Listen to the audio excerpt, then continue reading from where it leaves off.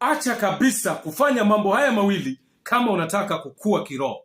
Jambo la kwanza, acha kufuata matakwa ya mwili. Mwili una matakwa mengi, kila siku una madai fulani yanayokutaka uyatimize. Sasa kama unataka ukue kiroho, acha kufuata matakwa ya mwili. Acha kabisa. Hata kama mwili unakupigia kelele kiasi gani, hakikisha haufuati, unakataa kabisa matakwa yake. Biblia inasema katika kitabu cha Wagalatia 5 sura ya 13 kwamba uhuru wenu usiwe sababu ya kufuata mwili. Kwa kuwekwa huru na Kristo kusikufanye wewe sasa ukapata sababu ya kufuata mambo ya mwili. Mambo ya mwili, Biblia inasema waufuatao mwili wanataka kufa.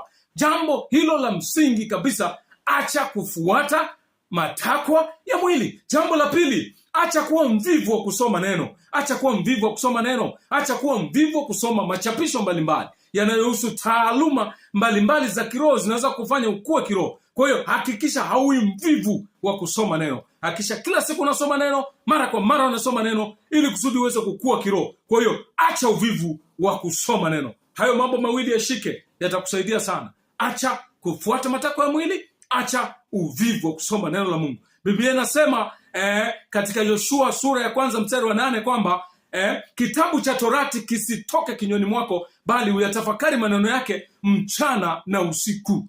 Ndiyo maagizo ya neno la Mungu yanavyotaka. Neno la Mungu lisitoke kinywani mwako. Maana yake uwe unalisoma mara kwa mara. Maana yake uwe unalitafakari mara kwa mara, ili uweze kukua kiroho. Acha hayo mambo mawili. Amen. Endelea kufollow. Kama uko YouTube, endelea kusubscribe channel yangu.